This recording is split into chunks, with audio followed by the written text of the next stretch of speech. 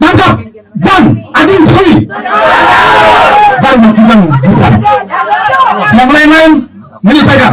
Segera lepaskan Sanggaram itu, karena jika tidak bangsa ini akan hancur. Jika Bapak dipaksakan untuk turun dengan cara-cara mereka, maka negeri yang dipastikan akan hancur. Dan daripada hancur, kita harus menyelamatkan negeri ini dengan cara revolusi.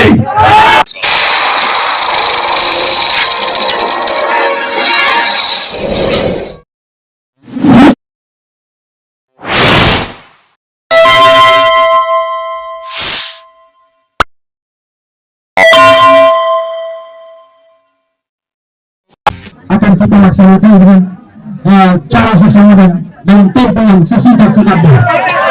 Jakarta 2 September 2025 atas nama bangsa Indonesia kita semua. Wassalamualaikum warahmatullahi wabarakatuh.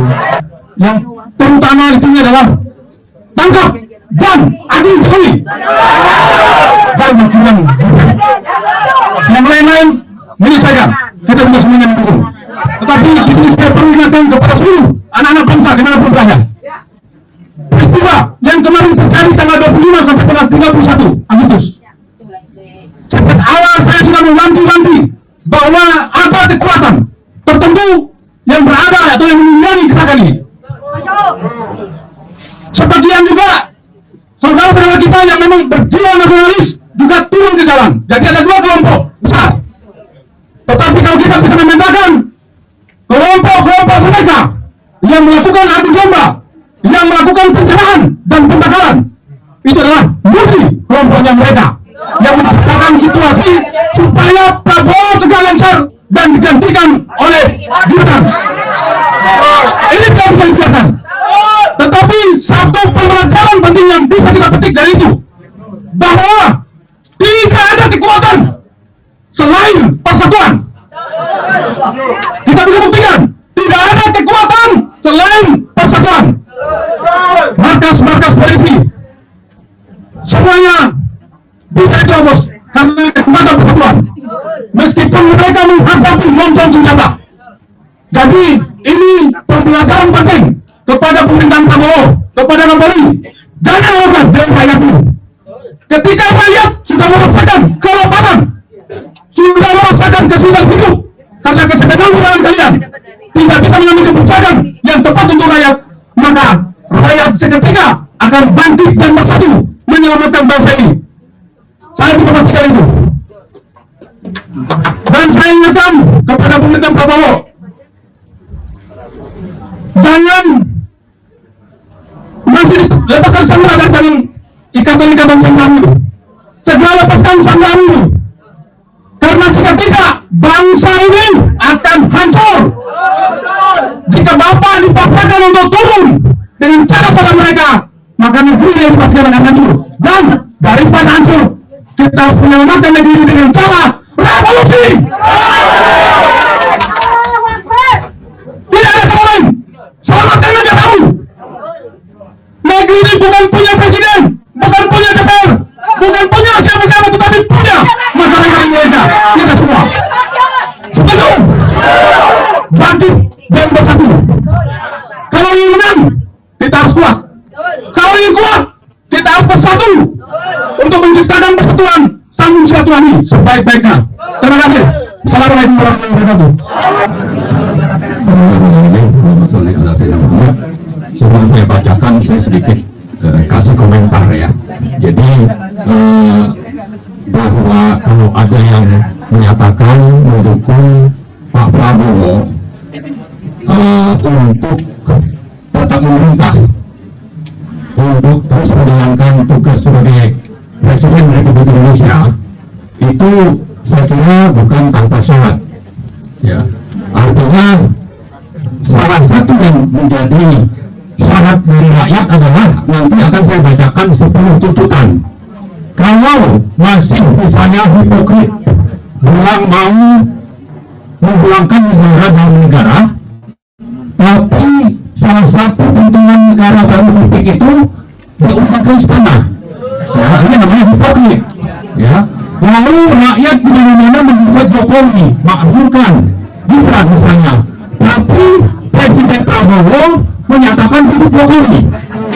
Ini juga kok hipokrit. Nah, karena itu dukungan kita di sini bukan tanpa syarat, dan ini harus diperhatikan oleh Pak Prabowo.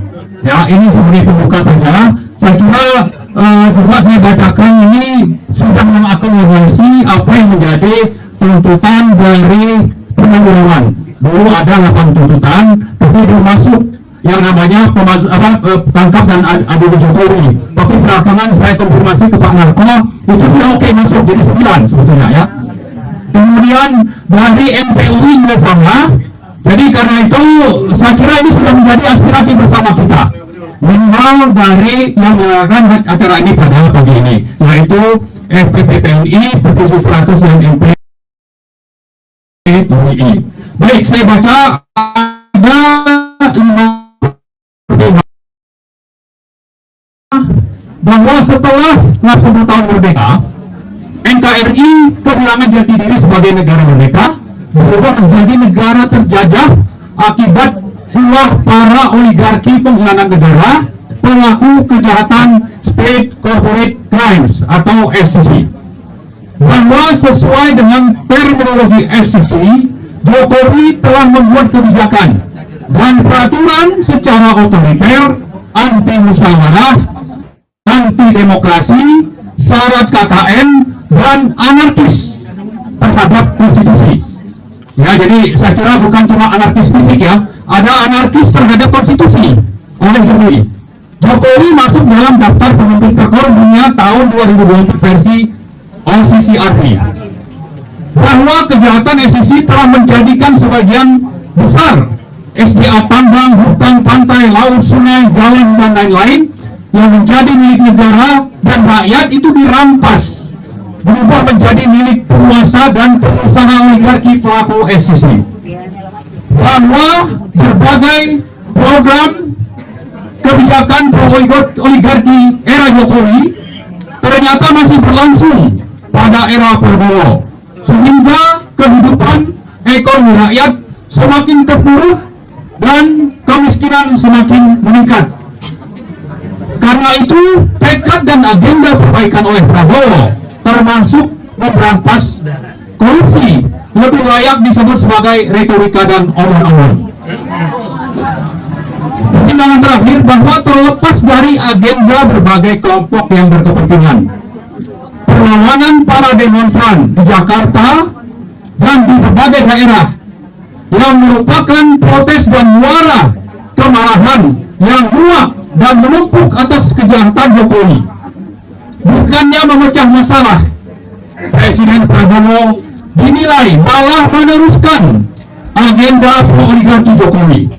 Kemarahan rakyat semakin bertambah atas gugurnya Afan Kurniawan akibat ulah besar aparat Polri.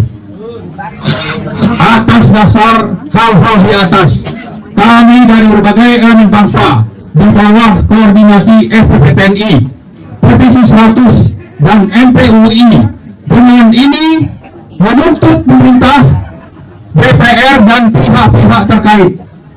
Pertama, memulihkan dan memberdayakan ekonomi dan kehidupan rakyat serta menjaga stabilitas harga-harga kebutuhan pokok. Kedua, meminta Presiden Prabowo untuk memecat Kapolri Listio Sigit Prabowo. Ketiga, meminta Presiden Prabowo mereshuffle menteri-menteri titipan Jokowi yang diduga terlibat KKN, pro-oligarki, dan pelaku SCC. Keempat, menangkap dan mengadili mantan Presiden Jokowi atas dasar mengkhianati negara, merusak tatanan kehidupan berbangsa dan bernegara. Kelima, memproses pemakzulan Wapres Gibran karena cacat demokrasi, cacat konstitusi, cacat hak asasi, serta cacat moral dan religi. Keenam, mereformasi dan menempatkan Polri di bawah kendali Kementerian Dalam Negeri yang selama ini terkesan menjadi operator dari oligarki. Ketujuh, menangkap dan mengadili dan menyita aset oligarki hitam, pelaku SCC yang terlibat KKN, penggelap pajak, penyuapan, pencucian uang dan perampas tanah negara dan rakyat, terutama yang ada di Banten, di Rempang, dan di wilayah-wilayah lain. Kedelapan, memproses hukum pembunuh Afan Kurniawan dan pelaku aksi anarkis. Kesembilan, menangkap dan mengadili pelaku kejahatan HAM berat seperti pembantaian KM 50, tragedi Stadion Kanjuruhan, tewasnya sekitar 700-an petugas KPPS, dan berbagai pelaku tindak anarkis. Terakhir, ke-10, menjalankan pemerintahan mandiri, berdaulat, independen, konstitusional, taat hukum, amanah, bebas oligarki hitam, dan bebas dari hipokrisi dan syarat aman-aman. Kami menghimbau seluruh rakyat Indonesia bergabung dalam upaya konstitusional yang kita lakukan ini guna meraih cita-cita proklamasi dan mengambil daulat rakyat dari tangan oligarki pelaku SSI. Kami menuntut tindak lanjut dan langkah nyata dari Presiden Prabowo dan DPR RI. Jakarta, 2 September 2025, Sekretariat FPP TNI, Petisi 100 dan MPUI. Terima kasih. Assalamualaikum warahmatullahi wabarakatuh. Takbir. Allahu Akbar.